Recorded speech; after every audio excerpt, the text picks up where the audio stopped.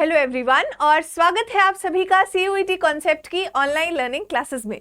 मैं हूं आपकी हिस्ट्री और पॉलिटिकल साइंस की मेंटोर साक्षी अग्निहोत्री और आज हम पढ़ेंगे हिस्ट्री में मिडिवल हिस्ट्री का चैप्टर नंबर 3 जो कि है विजयनगर एम्पायर। तो अभी तक हम चैप्टर नंबर 2 भक्ति सूफी ट्रेडिशंस तक पूरा जो टॉपिक है वो सब कुछ कंप्लीट कर चुके हैं। आपने बैच की क्लासेस ऑलरेडी देखी होंगी। ये क्लास आपके लिए यूट्यूब पर अपलोड की जा रही है ताकि आप इसको एज अ डेमो लेक्चर देख सकें। डेमो लेक्चर्स पहले भी अपलोड हुए हैं बट आप बीच में भी एक बार डेमो लेक्चर देख सकें और उसके बाद अपने कन्वीनियंस के अकॉर्डिंग बैच भी ले सकें। ठीक है, तो आपको पता है हमारे बहुत सारे बैचेस चल रहे हैं जिसमें से एक हमारा बीए बीएड और बीए की प्रिपरेशन वाला बैच है। तो आप इसको खरीदने के लिए हमारे ऐप पर जा सकते हैं और ये नंबर्स दिए हैं, अगर आपको कोई भी डाउट हो तो आप इसमें कॉन्टैक्ट करके पूछ सकते हैं। अब बिना किसी डिले के हम इस चैप्टर को स्टार्ट करेंगे। ठीक है, तो इस चैप्टर में हम बेसिकली पढ़ेंगे एक एम्पायर के बारे में, एक पूरे साम्राज्य के बारे में जो साउथ इंडिया में डेवलप हुआ। अच्छा, अगर आप मध्यकालीन भारत को देखें, मिडिवल हिस्ट्री को देखें, तो आप लोगों ने अपने स्कूल की हिस्ट्री टेक्स्ट बुक्स में बहुत सारे चैप्टर्स पढ़े होंगे। आपने दिल्ली सल्तनत पढ़ी होगी जिसके अंदर आपने स्लेव डायनेस्टी, खिलजी डायनेस्टी, इन सब चीजों के बारे में पढ़ा होगा। आपने मुगल सल्तनत भी पढ़ी होगी। इसके पहले आपने देखा होगा कि किस तरीके से आक्रमणकारी भारत आए, भारत में आक्रमण हुए, अरब आए, तुर्क आए, अफगान आए, मुगल आए, सबके बारे में देखा। बट आई थिंक कि बहुत कम ही ऐसे बच्चे होंगे, मे बी बहुत स्टेट बोर्ड्स के ऐसे बच्चे हो जिन्होंने विजयनगर एम्पायर के बारे में बहुत डिटेल में पढ़ा हो। अगर आपने पढ़ा भी होगा तो आपने बस नाम सुना होगा। आपको याद होगा छोटे में एक कार्टून वगैरह आया करता था कृष्णदेव राय से रिलेटेड, तेनालीराम वाला कार्टून जो था, वो पूरी स्टोरी जो है वो विजयनगर एम्पायर की ही है। तो अब हम इस चैप्टर में ये बहुत अच्छी बात है आपकी एनसीईआरटी की कि उन्होंने ये चैप्टर को इंक्लूड किया है। तो विजयनगर दरअसल क्या है, पहले इसकी बात करते हैं। यहां पे लिखा है एन इंपीरियल कैपिटल, यानी कि एक शाही कैपिटल। ठीक है, विजयनगर। तो विजयनगर ना सिर्फ एक शहर था बल्कि उसके आसपास एक पूरा साम्राज्य भी डेवलप हुआ।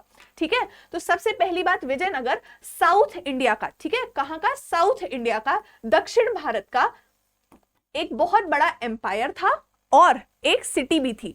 इसी के आसपास पूरा एम्पायर डेवलप होता है। पहले जैसे हम हर क्लास में करते हैं, बेसिक्स पढ़ लेते हैं और उसके बाद फिर हम पीपीटी पर जाएंगे, डायरेक्ट पीपीटी पर जंप नहीं करेंगे। ठीक है, तो सबसे पहली बात, जो विजयनगर एम्पायर है वो साउथ इंडिया में डेवलप हुआ, ये बात आपको याद रखनी है। ठीक है, हरिहर और बुक्का नाम के दो भाई थे। ठीक है, 1336 में हम्पी करके एक शहर आता है। ठीक है, हम्पी करके एक शहर आता है, हम्पी बनाया जाता है, हम्पी बसाया जाता है और 1336 में ही हरिहर और बुक्का नाम के दो भाइयों ने विजयनगर एम्पायर को स्टार्ट किया था, हरिहर एंड बुक्का।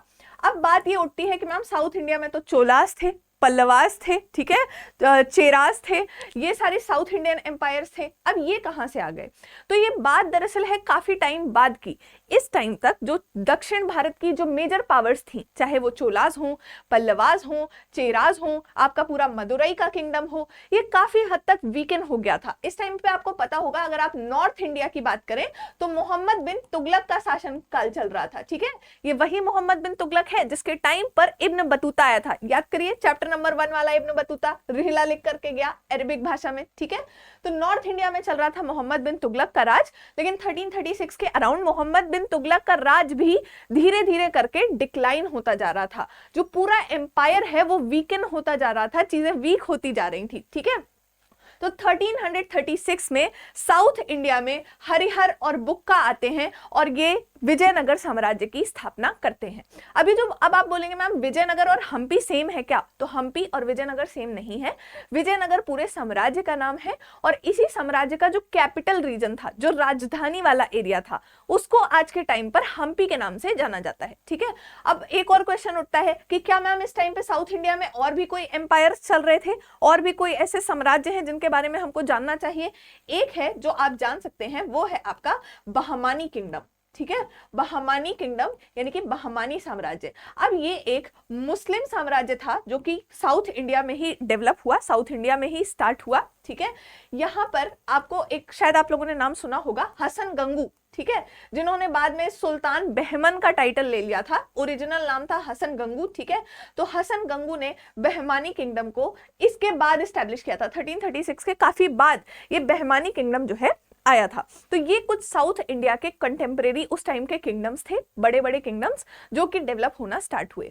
ये इंडिया में वीक होती हुई सेंट्रलाइज्ड पावर का भी एक एग्जांपल है। आपको पता होगा मोहम्मद बिन तुगलक को पागल राजा कहा जाता है। जिस समय मोहम्मद बिन तुगलक की डेथ हुई तो कंटेम्परेरी राइटर्स ने लिखा है कि राजा को प्रजा से और प्रजा को राजा से मुक्ति मिल गई। ठीक है, मतलब उसकी पॉलिसीज से लोग इतना परेशान हो गए थे, इतना हताश हो गए थे कि अब उनको लग रहा था कि बस ये जाए, कुछ भी हो ये जाए। तो धीरे धीरे करके दिल्ली सल्तनत के अंदर पावर का डिसेंट्रलाइजेशन देखने को मिलता है। डिसेंट्रलाइजेशन क्या होता है? विकेंद्रीकरण। मतलब जो स्ट्रॉन्ग केंद्र है, जो स्ट्रॉन्ग दिल्ली है, वो धीरे धीरे वीक होती जा रही है। और जब केंद्र वीक होता है तो क्या होता है? क्षेत्रीय पावर्स का राइज होता है, रीजनल पावर्स बढ़ करके आती हैं। तो जैसे दिल्ली सल्तनत का केंद्र, मोहम्मद बिन तुगलक का शासन कमजोर पड़ता चला गया, वैसे ही दक्षिण भारत में नए किंगडम्स हमें देखने को मिले। उसी नए किंगडम में से एक का एग्जाम्पल है आपका विजयनगर का साम्राज्य। ठीक है, तो विजयनगर का साम्राज्य 1336 में हरिहर और बुक्का नाम के दो भाइयों ने बसाया था। कहां पे बसाया था ये भी याद रखेंगे तो बहुत ही बढ़िया होगा, तुंगभद्रा रिवर के किनारे। ठीक है, तुंगभद्रा रिवर, तुंगभद्रा एक नदी है, तुंगभद्रा रिवर का जो बेसिन है उसके किनारे पर यह पूरा साम्राज्य बसाया गया था। ठीक है, अब आपने सुना होगा कि लखनऊ के राजाओं को कहते थे नवाब। ठीक है, उधर मुगल साम्राज्य जब आया तो बोला गया कि शहनशाह, जहांपनाह। ठीक है, उसके बाद जब आपका दिल्ली सल्तनत चल रहा था तो टाइटल लिया जाता था सुल्तान। अब अगर आप साउथ इंडिया में जाएं, जिस समय चोलास वगैरह चल रहे थे, तो आपको पता होगा, एक मैंने आपको पहले बताया था, राजेंद्र चोल हुए हैं, उन्होंने टाइटल लिया गंगाई कोंड चोल का। ठीक है, तो बड़े बड़े टाइटल्स लेना उस समय राजाओं की आदत थी। ठीक है, राजा जो है वो बड़े बड़े टाइटल्स लिया करते थे। तो जितने भी रूलर्स इस विजयनगर किंगडम के अंदर आए, इन्होंने टाइटल लिया है राय का। ठीक है, आगे अभी ये सारी चीजें आएंगी, तब हम इनको बहुत डिटेल में डिस्कस करेंगे। अभी के लिए बस इतना याद रखिए कि विजयनगर साम्राज्य के, विजयनगर एम्पायर के जितने भी बड़े बड़े रूलर्स आए, जितने भी शासक आए, जितने भी राजा आए, उन्होंने राय का टाइटल ले रखा है। जैसे कि आपने सुना होगा कृष्णदेव राय। कृष्णदेव राय जो है वो विजयनगर एम्पायर के सबसे प्रमुख राजाओं में से एक हैं। तो ये जो कृष्णदेव के आगे राय है, ये आज के टाइम वाला सरनेम रॉय नहीं है। ठीक है, ये एक टाइटल है जो उस समय के राजा लिया करते थे, राय। जितने भी राजा हुए हैं विजयनगर साम्राज्य में, सबके नाम के आगे आपको राय लिखा मिलेगा। ठीक है, अब टाइटल्स की बात हुई है तो फटाफट से आपको रिवाइज भी करा देते हैं। याद करिए, एंशिएंट हिस्ट्री में हम पढ़ रहे थे सातवाहन रूलर्स के बारे में। ये ऐसे रूलर्स हैं जो मैट्रीलिनियल टाइटल्स लेते थे, मात्र सत्तात्मक, मात्र वंशात्मक टाइटल्स लेते थे। अपनी जो वंशावली है, अपनी जो लीनियज है, उसको अपनी मम्मी की लीनियज से ट्रेस करते थे। ठीक है, राजा वशिष्ठी पुत्र श्री सातकर्णी, गौतमी पुत्र श्री सातकर्णी के आगे राजा वशिष्ठी पुत्र, ठीक है, गौतमी पुत्र, इस तरह की चीजें अगर लग जाती हैं तो वो मम्मी के नाम से अपना टाइटल बनाते थे। तो यहां पर टाइटल क्या है राजाओं का? राय। ठीक है, जैसे सुल्तान एक टाइटल होता है, सुल्तान किसी का नाम नहीं है, वो एक टाइटल है। ये क्वेश्चन पूछा गया है, इंपॉर्टेंट है, याद रखिएगा कि उस टाइम के जो भी राजा थे विजयनगर एम्पायर में, वो राय का टाइटल लिया करते थे। ठीक है, अच्छा, ये लोग एक और अपने आप को नरपति भी बोला करते थे। अभी हम आगे तीन तरह के रूलर्स की बात करेंगे। उड़ीसा के रूलर्स जिन्होंने अपने आप को बोला गजपति। ठीक है, उसके बाद डेक्कन सुल्तान, जो भी डेक्कन सुल्तान थे, उन्होंने अपने आप को बोला अश्वपति। और जितने भी विजयनगर साम्राज्य के रूलर्स थे, उन्होंने अपने आप को बोला नरपति। यहां से क्वेश्चन भी पूछे गए हैं तो आपको एकदम याद रखनी है ये तीनों चीजें। उड़ीसा के रूलर्स गजपति, ठीक है, डेक्कन सुल्तान अश्वपति, और ये विजयनगर साम्राज्य वाले कौन हो गए? नरपति। तो इस तरीके से पूरा एक बड़ा सा विजयनगर साम्राज्य जो है वो स्टैब्लिश हुआ। अब ये हमें पता कैसे चला? हमारे मेन सोर्सेस क्या हैं इस एम्पायर के बारे में पढ़ने के लिए? क्योंकि हिस्ट्री की जब हम बात करते हैं तो स्रोत बहुत इंपॉर्टेंट हो जाते हैं। हिस्ट्री का पूरा सेंटर सोर्सेस पर बेस्ड है। तो इस पूरे एम्पायर के बारे में जानने के लिए हमारे पास वेरियस सोर्सेस हैं। ठीक है, रिटन सोर्सेस उतने ज्यादा नहीं है, तो हम आर्कियोलॉजिकल सोर्सेस पर डिपेंड होकर काम करेंगे, जो भी पुरातात्विक सोर्सेज हैं। जैसे कि हमें जब हम अभी आगे पढ़ेंगे तो हम विजयनगर एम्पायर को जब देखेंगे तो विजयनगर की जो हम्पी शहर हमको मिला वो पूरा फोर्टिफाइड था, 7 लाइन ऑफ वॉल्स बनवाई गई थी वहां पे। तो जो भी खुदाई के दौरान हमें चीजें मिली, चाहे वो किला मिला हो, चाहे वो रिवर बेसिन्स मिले हो, चाहे उस टाइम के बनाए हुए बड़े बड़े डैम्स, सोचिए उस टाइम पे वो बांध भी बनाया करते थे, तो बांध मिले हो, ठीक है, टैंक्स मिले हों बड़ा बड़ा, जैसे कमलापुरम टैंक मिला था यहाँ पे, तो मिले हुए वहां पे टैंक्स। तो जो भी चीजें हमको वहां पे खुदाई के दौरान बरामद हुई हैं, चाहे उस टाइम के बड़े बड़े मंदिर हों, चाहे महल हों, चाहे किले हों, टैंक्स हों, इन सब चीजों से हम विजयनगर एम्पायर के बारे में डिकोड करते हैं और विजयनगर एम्पायर को पढ़ते हैं। ठीक है, अच्छा, ये सारी चीजों को खोजने का काम, अब देखिए हर एक इंपॉर्टेंट शहर जो खोजा गया है आर्कियोलॉजिकली, कहीं ना कहीं उससे एक ना एक नाम जरूर एसोसिएटेड होगा। सांची में आपने देखा था किस तरीके से जॉन मार्शल का नाम बार बार आ रहा था कि भाई जॉन मार्शल ने तो यहाँ पे बुक्स लिखी हुई हैं, सुल्तान जहां बेगम और शाहजहां बेगम ने उनको पैट्रोनाइजेशन दिया है, उन्होंने म्यूजियम का फंडिंग किया है, तो वहां पर जॉन मार्शल जो है वो एक इंपॉर्टेंट फिगर की तरह बार बार आ रहे थे हमारे सामने। जॉन मार्शल के अलावा भी बहुत सारे नाम हमें देखने को मिले, जैसे इलियट मार्बल्स के बारे में आपको बताया था मैंने, है ना, तो वो अमरावती के स्तूप से निकाले गए थे इलियट मार्बल्स। ठीक है, तो जेम्स फर्ग्यूसन के बारे में बताया था, जिन्होंने सांची को नागों की नगरी बोला है, नागों की और वृक्षों की पूजा की नगरी बोला है। ठीक है, तो हर एक सिटी, हर एक हिस्टोरिकल जगह जो है उसके पीछे किसी ना किसी आर्कियोलॉजिस्ट का हाथ है। ठीक है, तो जब हम बात करते हैं विजयनगर एम्पायर की, खास करके हम्पी वाला जो एरिया है उसकी, तो विजयनगर एम्पायर की खोज और उसकी पूरी कह सकते हैं हिस्ट्री को डिकोड करने का काम किसने किया है? जनरल कॉलिन मैकेंजी ने। तो एक नाम आपको ओवर द टाइम इस चैप्टर में बहुत बार देखने को मिलेगा, वो नाम है आपके कॉलिन मैकेंजी का। वो भारत के सबसे पहले सर्वेयर जनरल भी थे, सर्वेक्षण जनरल, यानी कि सर्वेक्षण का जितना पूरा काम है वो ही संभाला करते थे। ठीक है, तो आगे हम उनके बारे में भी पढ़ेंगे। तो जितनी बेसिक चीजें थी वो हमने ऑलमोस्ट कवर कर दी हैं, जिससे आपको एक बेसिक आइडिया मिल जाए कि इस चैप्टर में क्या क्या है। ठीक है, अब हम पीपीटी पर जाएंगे और पीपीटी के थ्रू इस पूरे चैप्टर को समझने की कोशिश करेंगे। ठीक है, तो without any further delay let's get started. Vijayanagar की बात करते हैं। तो विजयनगर, विजय मतलब जीतना और नगर मतलब सिटी, तो विजयनगर दो वर्ड्स से बना हुआ है, विजय और नगर। इसको सिटी ऑफ विक्ट्री यानी कि जीत का शहर भी बोला जाता है। विजय का शहर, ठीक है, किसका शहर? विजय का शहर, जीत का शहर बोला जाता है।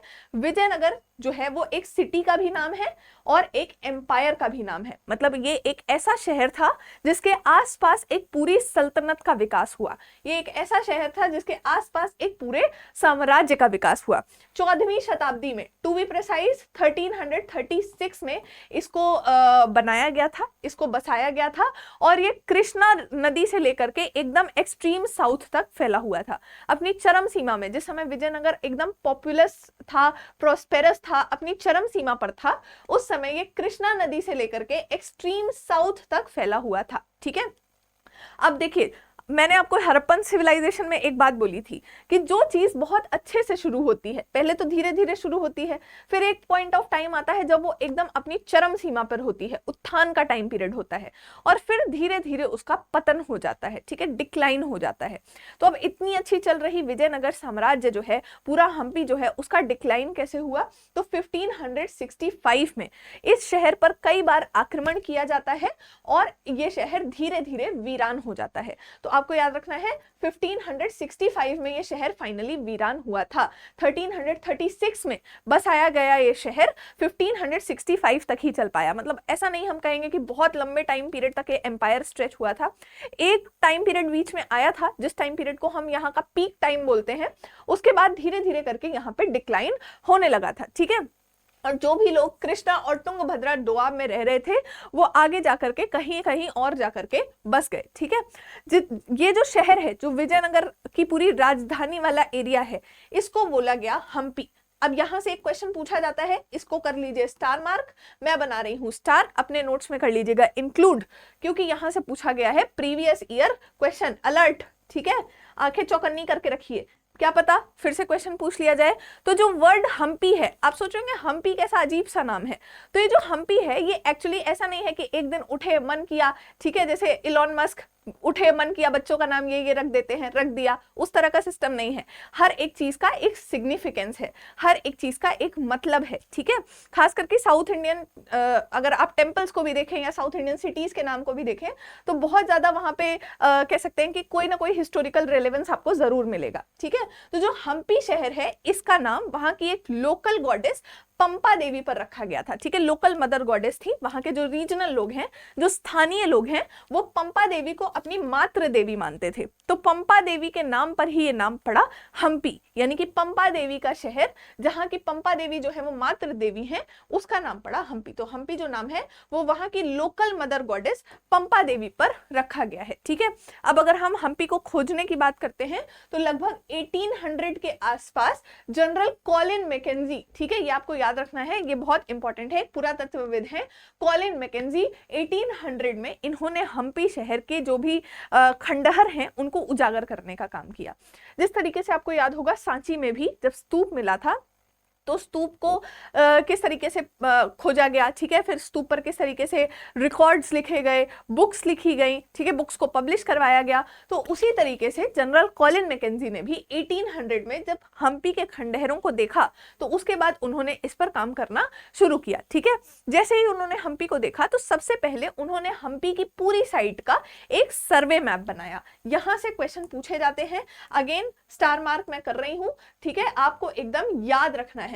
तो सबसे पहले हम्पी का सर्वे किसने बनाया था, सर्वे मैप किसने बनाया था, कॉलिन मैकेंजी ने बनाया था। ठीक है, तो हम्पी का सबसे पहला सर्वेक्षण मानचित्र तैयार करने का काम ये करते हैं। अब पहला सर्वे मैप बना रहे हैं तो इसीलिए इनको बोला गया सर्वेयर जनरल। ठीक है, भारत के पहले सर्वेयर जनरल भी थे, पहले सर्वेक्षण मंत्री, मंत्री तो नहीं बोलेंगे, general what ever general is, अभी हम आगे देखेंगे। ठीक है, तो ये बने पहले सर्वेयर जनरल। ठीक है, अब जब हम इनिशियल, अब देखिए इनको जब खंडहर मिले तो वहां पर एक जो बहुत मेजर मंदिर मिला था वो है विरूपाक्ष टेम्पल। अभी आगे आप देखेंगे कि जो विजयनगर के रूलर्स थे वो जब फरमान लिखा करते थे तो फरमान में नीचे जो साइन होती थी वो अपनी साइन नहीं करते थे, वो उस पूरे फरमान को श्री विरूपाक्ष के नाम से साइन करते थे। कोई भी किंग का ऑर्डर आ रहा है, कोई भी रॉयल ऑर्डर आ रहा है तो उसमें जो सील लगती थी वो श्री विरूपाक्ष की लगती थी, और जो श्री विरूपाक्ष है ये कन्नड़ स्क्रिप्ट में लिखा होता था। ठीक है, इससे भी एक क्वेश्चन पूछा गया है पीवाईक्यू में, तो अभी से ही याद कर लीजिए, जब पीपीटी आएगी तो हम फिर से उस चीज को देख लेंगे। तो विरूपाक्ष का जो मंदिर मिला, पंपा देवी का जो श्राइन, पंपा देवी का जो तीर्थ मिला, उन सब से इंस्पिरेशन ड्रॉ करके फाइनली हम्पी की हिस्ट्री का कंस्ट्रक्शन स्टार्ट किया गया। ठीक है, अब धीरे 1856 तक जैसे जैसे टाइम आगे बढ़ता गया तो बहुत सारे फोटोग्राफर्स आए यहाँ पे, बहुत सारे फोटोग्राफर्स ने साइट्स की फोटोज खींचना स्टार्ट किया और फिर उसके थ्रू यहाँ पे धीरे धीरे हम्पी के साइट पर काम होना स्टार्ट हुआ। हम्पी पर जो भी हिस्टोरिकल सिग्निफिकेंस है उसका, उस पर काम करना स्टार्ट किया गया। ठीक है, 1836 के आसपास से ही एपिग्राफिस्ट, अब ये देखिए ये वर्ड आ गया आपका, इसीलिए हर चीज हिस्ट्री में जो है वो हम कहते हैं कि इंटरकनेक्टेड है। आपको पता होगा chapter number 2, book number 1 chapter number 2 मैंने आपको पढ़ाया था कि एपिग्राफी क्या होता है, शिलालेखों की स्टडी, पुरालेखों की स्टडी। पुरालेख क्या होते हैं, ऐसी कोई भी चीज जो हार्ड सरफेस पर लिख दी गई हो उसको बोला जाएगा इंस्क्रिप्शंस। जिस तरीके से पुराने समय में जो हो गया, जो होके बीत गया, जो बीत गई वो बात गई, पढ़ने को हिस्ट्री बोलते हैं। ठीक है, अर्थ को और किस तरीके से हम कह सकते हैं, हाँ, अर्थ को ही और लैंडमास को किस तरह से पढ़ते हैं उसको भूगोल, ज्योग्राफी बोलते हैं। ठीक है, रसायन विज्ञान बोलते हैं केमिस्ट्री को। उसी तरीके से इंस्क्रिप्शंस की जो स्टडी होती है, मतलब हार्ड सरफेसेस पर जो भी लिखा हुआ है उसकी स्टडी को एपिग्राफी बोला जाता है। एपिग्राफी हिस्ट्री के अंदर ही आता है, ये भी याद रखिएगा, इस पर से भी क्वेश्चन पूछा गया है। ठीक है, तो 1836 के आसपास जो भी एपिग्राफिस्ट हैं वो यहाँ से बहुत सारे इंस्क्रिप्शंस उन्होंने कलेक्ट करना स्टार्ट किया। इंस्क्रिप्शंस क्या है, ऐसी कोई भी चीज जो हार्ड सरफेस पर लिखी गई हो, और धीरे धीरे करके हम्पी जो है वो एक इशू बन गया हिस्टोरिकल सिग्निफिकेंस का। सब लोग हम्पी के बारे में बात कर रहे थे, हम्पी पर बहुत ज्यादा रिसर्च वर्क चल रहा था, बहुत सारे हिस्टोरियंस, बहुत सारे आर्कियोलॉजिस्ट रेगुलर हम्पी की साइट को विजिट कर रहे थे। ठीक है, सारी चीजें करने के लिए। अब ये और भी बहुत सारे सोर्सेज हैं, फॉरेन ट्रैवलर्स के जो अकाउंट्स हैं, ठीक है, जो विदेशी यात्री भारत आए उन्होंने भी विजयनगर के बारे में जो जो चीजें लिखी हुई हैं उसको भी हम एक बेसिक सोर्स मानते हैं विजयनगर के बारे में जानने का। अब कौन से फॉरेन ट्रैवलर्स आए ये भी तो इंपॉर्टेंट है, नाम एनसीईआरटी में नहीं लिखा तो क्या हम पढ़ेंगे नहीं, क्या हम याद नहीं करेंगे, हम याद करेंगे। अब्दुल रजाक समरकंदी, ठीक है, ये मैंने आपको पहले भी बताया था, बट अगर पहले आपने मेरी बात को इग्नोर कर दिया हो और उस पर ध्यान न दिया हो तो अभी ध्यान दे दीजिए। अब्दुल रजाक समरकंदी ये आया था हेरात से। ठीक है, हेरात से आए आपके समरकंदी जी विजयनगर में आते हैं और विजयनगर के एम्पायर के बारे में बहुत डिटेल में लिखते हैं। ठीक है, तो अगर बात की जाए रिटन सोर्सेस की, कि चलो ठीक है इंस्क्रिप्शंस हमने पढ़ लिए, रूइंस हमने देख लिए, आर्कियोलॉजिकल रिमेन्स देख लिए, क्या कुछ रिटन अकाउंट्स भी हैं? तो हालांकि बहुत ज्यादा नहीं है, बट कुछ एक रिटन अकाउंट्स विदेशी यात्रियों के और लोकल लैंग्वेजेस तेलुगु, कन्नड़, तमिल और संस्कृत के भी हमें कुछ ना कुछ रिटन अकाउंट्स मिलते हैं, जिससे हमें विजयनगर साम्राज्य के बारे में पता चलता है। ठीक है, अब आप देख सकते हैं यहाँ पे इंक्लूड किया गया है एक मैप। ये मैप इंपॉर्टेंट है, हालांकि आपकी बुक में नहीं दिया गया, बट जस्ट अंडरस्टैंडिंग पर्सपेक्टिव से इंपॉर्टेंट है। आई होप आप सभी को ये मैप दिख रहा होगा। अब इस मैप में ये जितना भी आपको पिंक कलर वाला एरिया दिख रहा है, जितना भी ये पिंक मार्क्ड एरिया दिख रहा है, ये पूरा आता था विजयनगर साम्राज्य के अंडर, ये पूरा आता था विजयनगर एम्पायर में। ठीक है, ये एकदम पीक टाइम था विजयनगर एम्पायर का। अभी आपको इससे पहले ही बताया था, अभी पीपीटी में हमने पढ़ा था कि कृष्णा नदी से लेकर के एक्सट्रीम साउथ तक विजयनगर एक्सटेंड करता था। कहाँ है कृष्णा नदी? ये देखिए, ये जा रही है आपकी कृष्णा नदी, ये है तुंगभद्रा नदी। ठीक है, तुंगभद्रा के जस्ट किनारे में बसा आपका विजयनगर शहर। ठीक है, ये है कृष्णा नदी, ये जा रही है, ये पूरी ये कृष्णा नदी ही है। ठीक है, और ये कृष्णा नदी के एकदम एक्सट्रीम साउथ तक आपका विजयनगर एम्पायर। ठीक है, तो आई होप जो भी टेक्स्ट से समझाया है वो मैप के थ्रू भी क्लियर हो गया होगा। ठीक है, एक बार फिर से देखिए इस चीज को। एक मिनट, ओहो मैप ही चला गया। एक मिनट, हाँ हाँ हाँ ठीक है, तो ये अब ऐसे ही देख लीजिए वरना फिर मैप चला जाएगा, कोई बात नहीं। ये है तुंगभद्रा नदी। ठीक है, तुंगभद्रा नदी के जस्ट साउथ में, जस्ट बैंक में, तुंगभद्रा नदी के किनारे बसा आपका विजयनगर शहर, और कृष्णा नदी के से लेकर के एक्सट्रीम साउथ इंडिया तक आपका पूरा विजयनगर एम्पायर।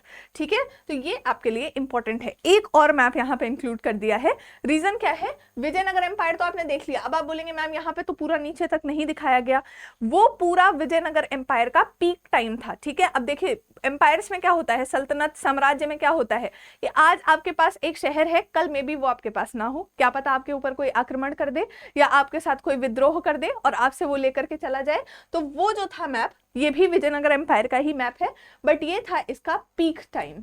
ठीक है, एकदम शीर्ष पे, एकदम चरम पे। ठीक है, और दूसरा वाला जो हम ये देख रहे हैं, ये एक पॉइंट ऑफ टाइम पर ऐसा भी विजयनगर एम्पायर दिखता था। कांचीपुरम एक बहुत इंपॉर्टेंट शहर है जो विजयनगर एम्पायर के अंदर ही आता था। हरिहर का नाम, बुक्का का नाम क्यों नहीं लिखा? बुक्का को लेफ्ट आउट ना फील हो इसलिए हम बुक्का का नाम भी लिख देते हैं। ठीक है, 1336 में विजयनगर एम्पायर को इस्टेब्लिश करते हैं। ये है आपकी बहमानी सल्तनत। किसने स्टैब्लिश की? हसन गंगू ने। बाद में यही हसन गंगू सुल्तान बहमन का टाइटल ले लेते हैं और सुल्तान बहमन के नाम से ही आपकी बनती है बहमानी सल्तनत। ठीक है, वारंगल और ये सारी कलिंग वगैरह इंपीरियल ईस्ट गंगा रूलर्स। देखिए जब आप लोग ग्रेजुएशन में आएंगे तो तब आप पढ़ेंगे एक ऐसी टाइम पीरियड ऑफ हिस्ट्री के बारे में जो आपकी स्कूल टेक्स्ट बुक से कंप्लीटली हटा दी गई है। ठीक है, यहाँ पे आएंगे आपके सातवाहन की हिस्ट्री, फिर बहुत सारे रूलर्स, कालाचुरी रूलर्स हो गए, पाल रूलर्स हो गए, गुर्जर प्रतिहार्स हो गए, राष्ट्रकूट रूलर्स हो गए, इन सब की हिस्ट्री आपको पढ़ाई जाएगी। तो अभी उतना डिटेल में नहीं जाना, बस दो याद रखिएगा। यहाँ देखिए साउथ में मदुरई सल्तनत भी है आपकी। ठीक है, तो बहमानी को याद रखिएगा, विजयनगर को याद रखिएगा, आपका काम सॉर्ट हो जाएगा। जो बहमानी सल्तनत के रूलर्स हैं इन्हीं को दक्कन का सुल्तान भी बोला जाता था, इन्हीं लोगों को डेक्कन सुल्तान के नाम से भी जाना जाता था। ये वही डेक्कन सुल्तान है जिन्होंने अश्वपति का टाइटल लिया था। ठीक है, अभी इतना ओवरवेल्म नहीं होना है आपको, आगे हम आएंगे तो ये सारी चीजें डिटेल में आएंगी।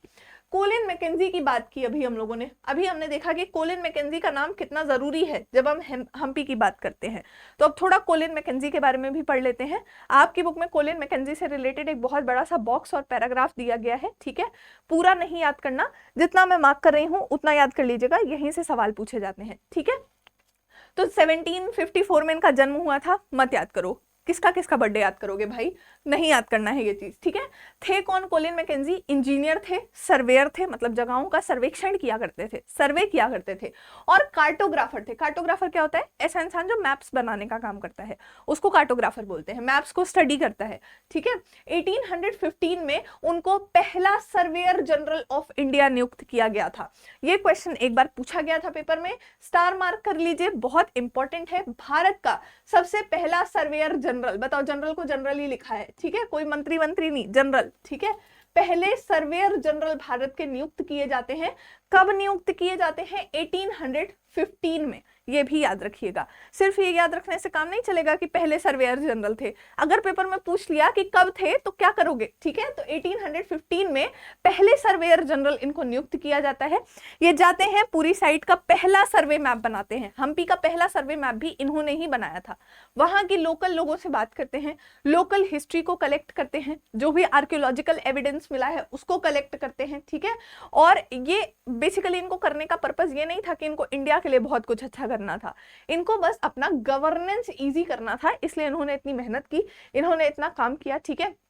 इन्होंने बताया कि ब्रिटिश गवर्नमेंट के आने से पहले, अब देखिए कितना आयरॉनिक है, इन्होंने बोला ब्रिटिश गवर्नमेंट के आने से पहले यहाँ पे एकदम मिसमैनेजमेंट था, कुछ अच्छा नहीं होता था इधर पे, ठीक है? तो साउथ इंडिया में बहुत ज्यादा मिसमैनेजमेंट था और ब्रिटिश सरकार के सौम्य प्रभाव से, मतलब ब्रिटिश सरकार आई तो इतना अच्छा हो गया कि अब हम लोग सब कुछ अच्छा अच्छा करने की कोशिश कर रहे हैं। तो ऐसा बोल रहे हैं आपके मैकेंजी साहब। अब आपको मानना है नहीं मानना वो आपकी मर्जी है, ठीक है? पर्सनली मैं तो नहीं मानूंगी इस बात को, आपका जैसा हो आप देख लीजिएगा, ठीक है? मैकेंजी बोलते हैं कि ईस्ट इंडिया कंपनी जो है उसको बहुत सारी चीजों के बारे में बहुत सारी इंफॉर्मेशन मिल सकती है, ठीक है? इसीलिए जनरल जो ट्राइब्स हैं, नेटिव्स हैं, उनसे बात करना बहुत जरूरी है। इसको नहीं भी याद रखेंगे तो भी चलेगा, कोई जरूरत नहीं है। ये कुछ चीजें ऐसी होती है ना जो याद करने की नहीं होती, बस समझ के एक बार अपने बैक ऑफ द माइंड में स्टोर करके रखने की होती हैं, ठीक है? बस आपको याद क्या रखना है कि ये सबसे पहली बार भारत के सर्वेयर जनरल नियुक्त हुए, सर्वेक्षण जनरल नियुक्त हुए 1815 में, और 1821 में जब तक इनकी डेथ नहीं हो गई तब तक इन्होंने उस पोस्ट को संभाल करके रखा। ये एक कार्टोग्राफर थे, ये एक सर्वेयर थे, एक आर्कियोलॉजिस्ट थे। इन्होंने 1800 के आसपास हम्पी की खोज का कार्य किया था। हम्पी के रूइंस को स्टडी करने में, हम्पी के जितने भी खंडहर मिले हैं उनको स्टडी करने में कॉलिन मैकेंजी जो है उनका बहुत बड़ा हाथ रहा है, उनका बहुत बड़ा सपोर्ट रहा है, ठीक है? पहले सर्वेयर जनरल थे। हम्पी का पहला सर्वे मैप, पहला सर्वेक्षण मानचित्र, ठीक है? हिंदी वालों के लिए वर्ड है सर्वेक्षण मानचित्र भी बनाने का कार्य इन्होंने ही किया था, कॉलिन मैकेंजी, ठीक है? आई होप इतने में आपको कोई डाउट नहीं होगा, इतनी सारी चीजें आपको समझ में आ गई होंगी। और अब हम बढ़ते हैं आगे की तरफ, ठीक है? अब हम थोड़ा टाइटल्स की बात करेंगे। उस टाइम के लोग जो जो टाइटल्स ले रहे थे, अभी मैंने आपको बताया था, ठीक है, कि जो दिल्ली सल्तनत के लोग हैं, दिल्ली सल्तनत के राजा, वो अपने आप को बोलते हैं सुल्तान। अच्छा, आप लोगों ने अक्सर नोटिस किया होगा राजस्थान में एक टाइटल जो राजपूत रूलर्स हैं वो टाइटल लेते थे राणा का, ठीक है? राणा उदय प्रताप सिंह, ठीक है? उसके बाद महाराणा का महाराणा प्रताप, ठीक है? तो राणा और महाराणा के टाइटल्स जो है वो लिए जाते थे, ठीक है? उसके बाद अगर आप मुगल डायनेस्टी की बात करें तो वहां पे टाइटल्स लिए जाते थे जहांपना, ठीक है, शहंशाह, इस तरीके के। इनफैक्ट बहुत सारे राजाओं ने अपने एक्सक्लूसिव टाइटल्स भी रखे थे, ठीक है?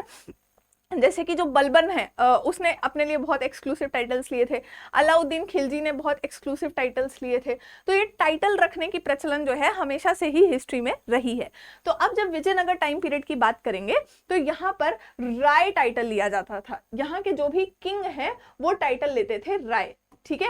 और नायक कौन होता था? जो भी मिलिट्री कमांडर्स होते थे उस टाइम के, ठीक है? जितने भी मिलिट्री कमांडर्स हैं, जो भी सैन्य कमांडर हैं, उनको टाइटल दिया जाता था नायक का, ठीक है? और एक कैटेगरी ऐसी भी रहती थी, ऐसे नायक यानी कि ऐसे मिलिट्री कमांडर जो एक पार्ट ऑफ भूमि को भी गवर्न करते थे। मतलब राय ने दी हुई भूमि, राय ने अगर नायक को कोई भूमि दे दी, यानी कि राजा ने अगर मिलिट्री कमांडर को कोई भूमि दे दी और अब वो मिलिट्री कमांडर उस भूमि पर शासन कर रहा है, उस लैंड को गवर्न कर रहा है, तो ऐसे नायकों को बोला जाता था अमार नायक, ठीक है? तो अमार नायक कौन है? ऐसे नायक यानी कि ऐसे मिलिट्री कमांडर्स जिनके पास एक लैंड है, जिनके पास एक भूमि है और वो उस भूमि को गवर्न कर रहे हैं, ठीक है? तो फिर से वही बातें लिखी हुई हैं। हरिहर और बुक्का ने विजयनगर एम्पायर को 1336 में बनाया, ठीक है? नॉर्थ में देखा जाए तो यहाँ पे सुल्तान्स थे, सुल्तान ऑफ दक्कन यानी कि बहमानी किंगडम था आपका, ठीक है? बहमानी किंगडम था। और गजपति रूलर्स ऑफ उड़ीसा थे। अच्छा, ये चीज पूछी जाती है, गजपति रूलर्स कहाँ पे थे? बहुत सारे लोग गजपति और गहपति में कंफ्यूज हो जाते हैं। लास्ट ईयर भी यही चीज हुई थी। मैं एक एमसीक्यू सेशन करवा रही थी, उसमें क्वेश्चन था गहपति के ऊपर और किसी ने मार्क कर दिया दिया था रूलर्स ऑफ ओडिशा, नहीं, ऐसा बिल्कुल आपको कंफ्यूज नहीं होना, थोड़ा सा आंखें खोल करके दो चश्मे लगा करके देखिएगा। गृहपति का मतलब होता है ruler of the house hold, गृह का स्वामी, ठीक है, गृहपति यानी कि ruler of the house hold. अक्सर ये टर्म जो है ये मेल मेंबर्स के लिए यूज किया जाता था एंशिएंट इंडिया में, प्राचीन भारत में, ठीक है। तो गृहपति अलग है और गजपति कौन है? गज दरअसल गज होता है एलिफेंट, तो ऐसे रूलर्स जो एलिफेंट का सिंबल अपने आप को कैरी करते थे, एलिफेंट के सिंबल्स को कैरी करते थे, उनको बोला गया गजपति रूलर्स, ठीक है। मतलब अक्सर ये लोग एलिफेंट में भी एलिफेंट लेकर के युद्ध करने जाते हो, हु नोस, ठीक है। तो उड़ीसा के जो गजपति रूलर्स थे और ये जो सुल्तान थे दक्कन के, ये अपने आप को बोलते थे अश्वपति, ठीक है। अब बताओ, ये जो राय हैं, जो विजयनगर वाले हैं, इनके नॉर्थ वाले खुद को बोल रहे हैं गजपति, खुद को बोल रहे हैं अश्वपति, तो क्या ये पीछे रह जाएंगे? ये क्यों पीछे रहेंगे? ये भी खुद को कुछ बोलेंगे ना। तो ये लोग खुद को क्या बोलते थे? नरपति, ठीक है। ये लोग खुद को क्या बोलते थे? नरपति। नर मतलब मनुष्य, ह्यूमन, ठीक है। तो ये लोग बोलते थे हम ह्यूमंस के राजा हैं तो नरपति इन्होंने टाइटल ले रखा था। अच्छा, ये जो विजयनगर एम्पायर है पूरा, ये कृष्णा नदी, तुंगभद्रा नदी, इन सब के किनारे डेवलप हुआ। आसपास यहाँ पे जो है सी वगैरह भी थी, पूरा पेनिनसुलर इंडिया में डेवलप हुआ। तो ट्रेड का, व्यापार का यहाँ पे अच्छा खासा स्कोप था, व्यापार यहाँ पे अच्छे खासे पैमाने पर होता था, ठीक है। अच्छा, जस्ट अ मिनट, हाँ, तो ये जो पूरा एम्पायर है, अभी मैंने आपको बताया था कि साउथ इंडिया में तो चोलास थे, चेरास थे, पांड्यास थे, ये सब थे। तो इन्हीं सभी पावरफुल एम्पायर्स के रूइंस पर बिल्ड होकर के आपका विजयनगर एम्पायर आता है, ठीक है। तो होयसाल्स इन कर्नाटक, चोलास इन तमिलनाडु, इन सभी की लेगेसी को कैरी फॉरवर्ड करता है आपका ये पूरा विजयनगर साम्राज्य वाला एरिया, ठीक है। अच्छा, इन सारे एरियाज में बहुत बड़े बड़े टेम्पल्स के लिए भी, यहाँ पर टेम्पल कंस्ट्रक्शन के लिए भी फंड्स दिए गए थे। ये तो हमने भक्ति सूफी आंदोलन में भी पढ़ा था कि चोला रूलर्स जो है ये भक्ति सेंट्स को काफी ज्यादा पैट्रोनाइज किया करते थे। एक नोटेबल एग्जांपल है आपके चोला रूलर परंतक वन, ठीक है। जो परंतक वन साहब हैं, इन्होंने 3 सेंट्स की मूर्ति, 3 नैनार संतों की मूर्ति। कौन 3 नैनार संत? अपार, सुंदरार और संबंदार। अपार, सुंदरार और संबंदार की मूर्तियां इन्होंने लगवा दी थी एक शिव मंदिर में, ठीक है, परंतक वन ने। और बहुत सारे चोला रूलर्स ने बहुत बड़े बड़े शिव टेम्पल्स का कंस्ट्रक्शन भी करवाया था, जैसे कि बृहदेश्वर मंदिर, ठीक है, फिर बृहस्पतिश्वर मंदिर, फिर उसके बाद गंगाई कुंड चोलपुरम का जो टेम्पल है, गंगाई कुंड चोलेश्वर, ठीक है, वो वाला जो पूरा टेम्पल है। तो ऐसे बड़े बड़े टेम्पल्स का कंस्ट्रक्शन चोला रूलर्स भी करवाते थे। इसके बाद जब ये लोग आए विजयनगर वाले, तो इन्होंने भी ऐसे टेम्पल्स का कंस्ट्रक्शन करवाया, ठीक है। जो रूलर्स थे विजयनगर एम्पायर के, ये अपने आप को राय बोलते थे, ठीक है, खुद को क्या कहते थे? राय कहते थे, राय का टाइटल लेते थे, ठीक है।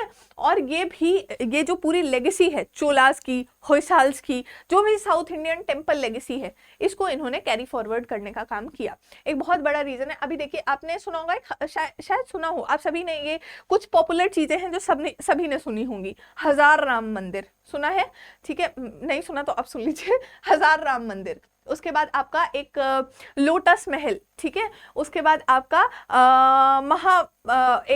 महानवमी डब्बा, ठीक है। ये सारे जो इंपॉर्टेंट बिल्डिंग्स हैं ये हम्पी में ही बनवाए गए थे। सन चेरियट, आपने एक देखा होगा, एक चेरियट है, एक रथ टाइप का है, एक पूरा स्टोन का चेरियट है, वो हम्पी में ही बनवाया गया है। आई थिंक सो 50 रुपए के नोट पे बना होता है ना, ठीक है, जो 50 रुपए के नोट पे चेरियट बना होता है वो हम्पी वाला ही है। हाँ देखिए, इत्तेफाक से ये है 50 का नोट, इसके पीछे है हम्पी वाला टेम्पल। तो जाकर के देखिएगा, जो सन चेरियट है, जो रथ है, वो आपका हम्पी पे बना हुआ है। तो ये जो पूरी लेगेसी थी चोलास की, होयसाल्स की, साउथ इंडियन रूलर्स की, कि वो भक्ति को बहुत पैट्रोनाइज करते थे, वो इंपॉर्टेंट ग्रांट्स देते थे मंदिरों के कंस्ट्रक्शन के लिए, कल्चर पे बहुत ज्यादा फोकस करते थे, सांस्कृतिक डेवलपमेंट्स पे फोकस करते थे। ये सारी चीजों को आगे बढ़ाने का काम आपके विजयनगर एम्पायर के भी रूलर्स करते हैं। विजयनगर एम्पायर के रूलर्स ने ना सिर्फ अपनी सल्तनत की सुरक्षा की, बल्कि उसकी संस्कृति के डेवलपमेंट पर भी इक्वल फोकस किया, ठीक है। कल्चरल डेवलपमेंट अच्छा खासा इन्होंने अपने टाइम पीरियड पर किया है। आर्किटेक्चर बहुत ए क्लास है, ए ग्रेड आर्किटेक्चर, ठीक है। नेक्स्ट की तरफ हम आगे बढ़ते हैं। 3 टर्म्स अभी मैंने बताए, क्वेश्चन पूछे जाते हैं, वेरी वेरी वेरी इंपॉर्टेंट, ठीक है। जितना स्टार बना दूं कमी समझिएगा, स्टार x टू इंफिनिटी, क्योंकि यहां से बहुत क्वेश्चन पूछता है, ठीक है। पहली चीज गजपति। गजपति क्या है? Lord of elephants. गजपति किसको बोला गया? उड़ीसा के रूलर्स को, ठीक है। उड़ीसा, गजपति और गहपति में कंफ्यूज मत होना प्लीज, ठीक है।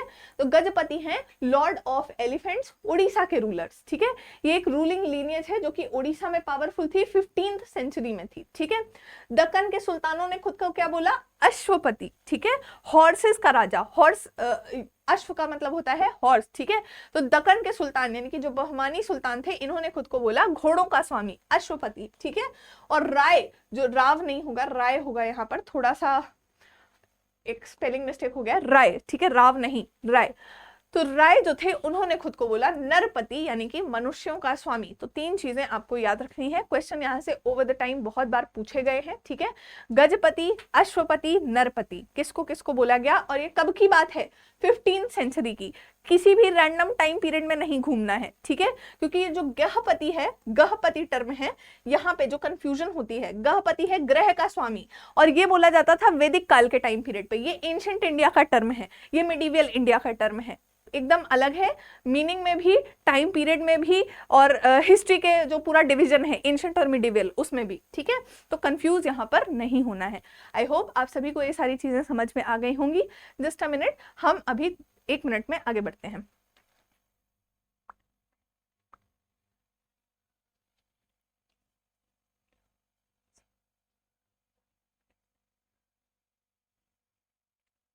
हाँ, तो अब हम आगे बढ़ते हैं। अभी जस्ट मैंने आपको थोड़ी देर पहले बताया था कि ये जो पूरा विजयनगर वाला एम्पायर था, ये पेनिनसुलर इंडिया में था। कृष्णा रिवर भी है, तुंगभद्रा रिवर भी है, तो ट्रेड यहाँ पे बहुत अच्छा हो रहा है, व्यापार की पूरी सुविधा है, व्यापार बहुत अच्छे से हो रहा है। तो अभी लोग किस चीज पे व्यापार कर रहे हैं?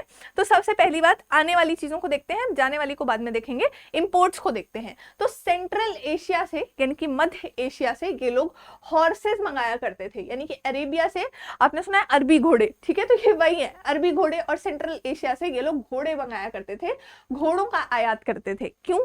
ताकि ये लोग अपनी आर्मी को स्ट्रेंथन कर सके, आर्मी को मजबूत बना सके। इस वजह से ये लोग सेंट्रल एशिया और अरेबिया से घोड़े मंगवाया करते थे, ठीक है।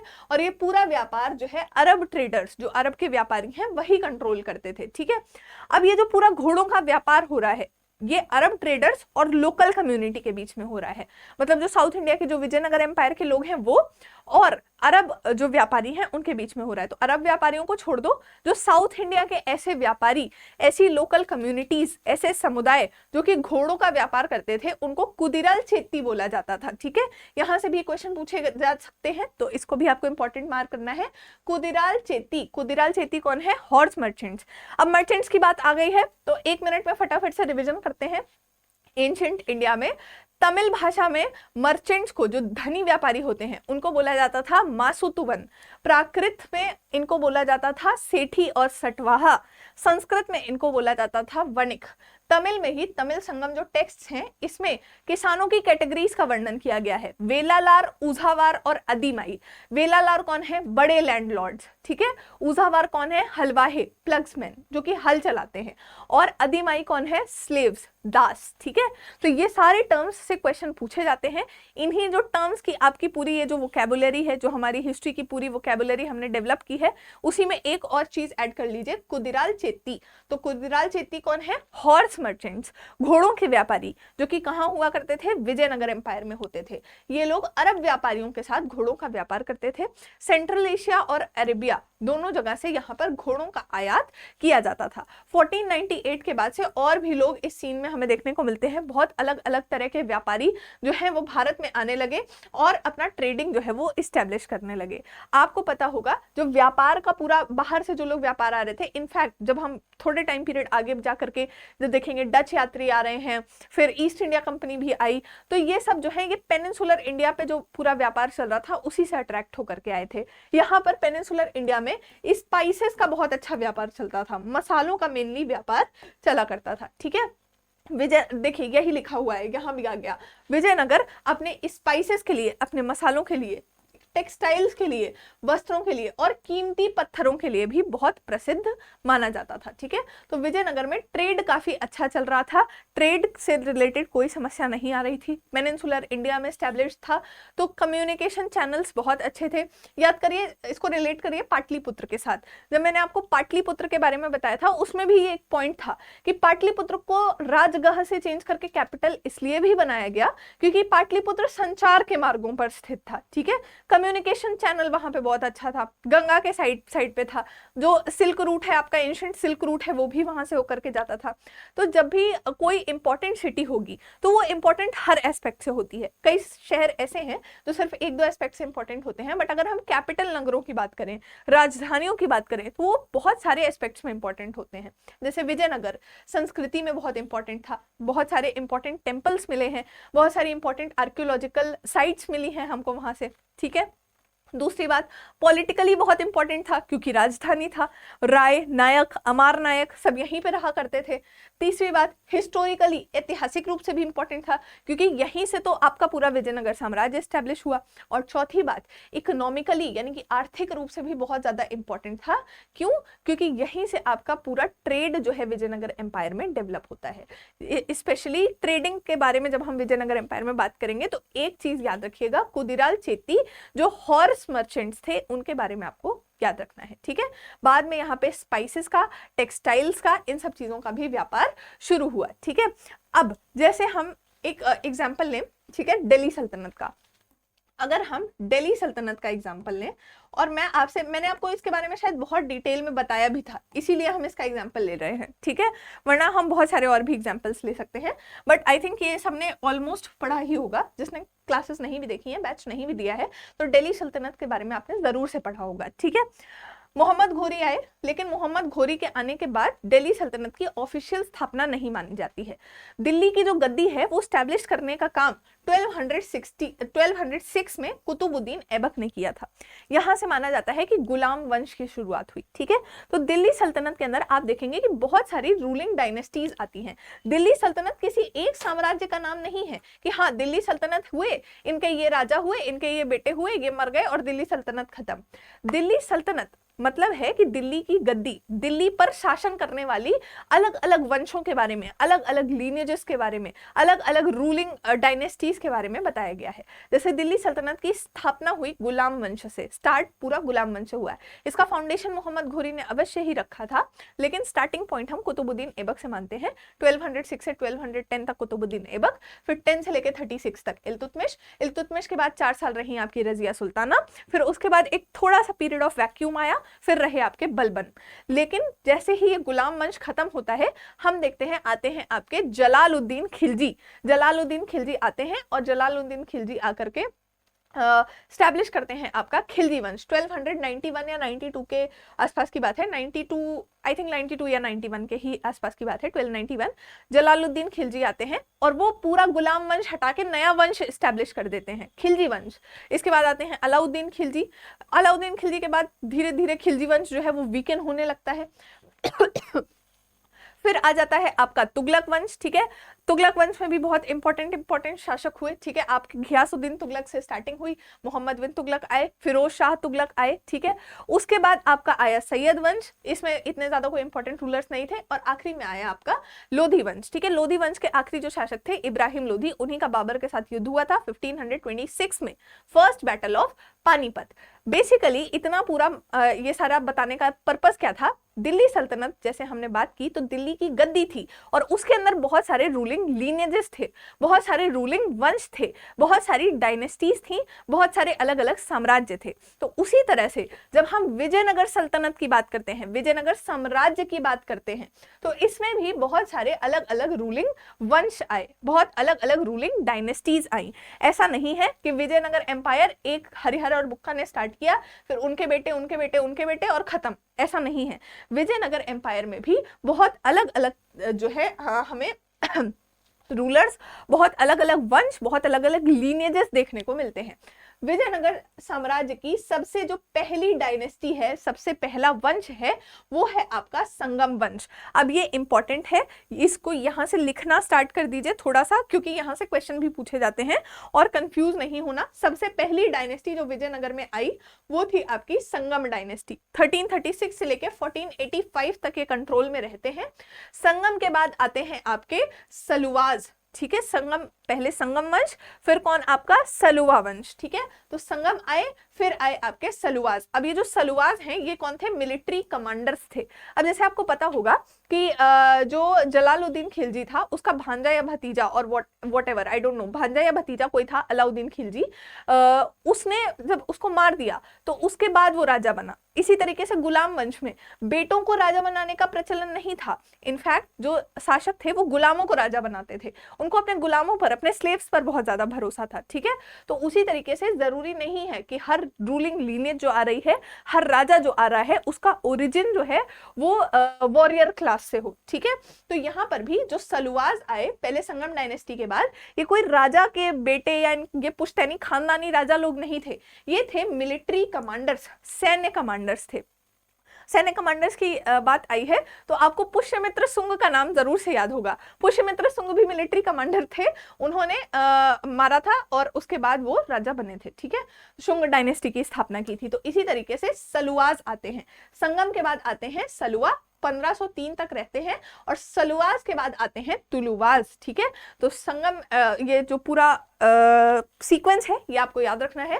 संगम डायनेस्टी आई, संगम के बाद आए सलुवाज, और सलुवाज के बाद आए तुलुवाज, और यही तुलुवाज के सबसे इंपॉर्टेंट रूलर थे आपके कृष्णदेव राय। तेनाली रमन वाले कृष्णदेव राय हैं ये, ठीक है।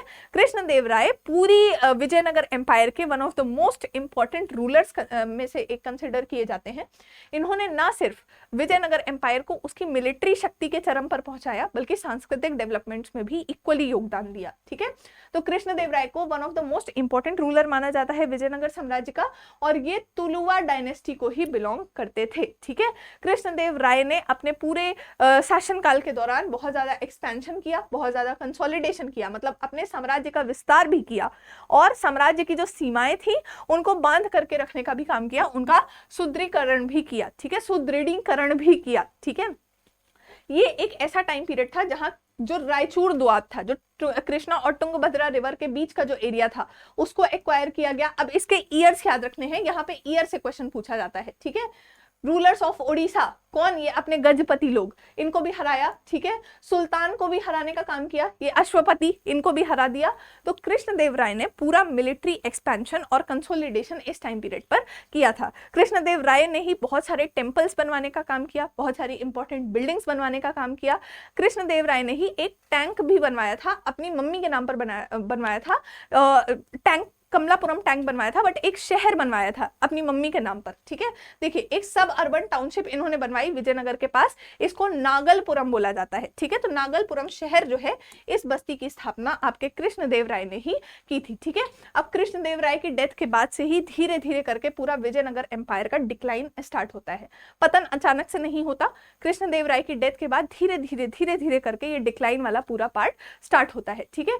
जो नायक थे उस टाइम के, जो मिलिट्री चीफ्स थे, उन्होंने पूरा ये कह सकते हैं ना प्लान डिवाइस किया कि किस तरीके से एम्पायर की पावर को अपने हाथ में लेना है, ठीक है। और फाइनली जब तुलुवास का शासनकाल एंड हुआ तो अनदर रूलिंग लीनेज आई आपकी अराविदु। तो किस तरीके से सीक्वेंस चलेगा पूरे विजयनगर एम्पायर में, याद रखिएगा, संगम डायनेस्टी, ठीक है, फिर सुलवाज, फिर तुलवाज, यही तुलवा में आ गए आपके कृष्णदेव राय, और फिर तुलवास के बाद में एंड कहां से हुआ, अराविदु से, ठीक है। तो ये आपको सीक्वेंस याद रखना है। आई होप आपको इतना सब कुछ समझ में आ गया होगा। आज हमने पढ़ लिया कि विजयनगर एम्पायर किस तरह से स्टार्ट हुआ, किस तरीके से उसकी खोज की गई, कौन कौन से आर्कियोलॉजिकल एविडेंसेस के थ्रू हम विजयनगर एम्पायर को देखते हैं, कौन से प्रमुख आर्कियोलॉजिस्ट हैं जो आपके कोलिन मैकेंजी हैं, फर्स्ट सर्वेयर जनरल हैं, उनका कॉन्ट्रीब्यूशन क्या है हम्पी में, किस तरीके से हम्पी स्टार्ट हुआ, विजयनगर पूरा स्टार्ट हुआ, ठीक है, लोकेशन उसकी क्या है, ट्रेड कैसे होता है वहां पे, वहां के राजा कैसे हैं, और वहां की पूरी वंशावली के बारे में देख लिया। अब हमारी नेक्स्ट क्लास में हम ये देखेंगे कि किस तरीके से ये पूरे विजयनगर एम्पायर में एडमिनिस्ट्रेशन चल रहा है, पूरा आर्कियोलॉजिकल सेटअप कैसा है वहाँ का, कौन कौन से टेम्पल्स हमको मिले, कौन कौन से कंस्ट्रक्शन साइट्स हैं वहाँ पर, इन सब चीज़ों के बारे में डिस्कस करेंगे। आई होप आपको आज की क्लास अच्छी लगी होगी, आपको आज जितना भी मैंने पढ़ाया है वो समझ में आ गया होगा। If you have any doubts please feel free to leave them in the comment section.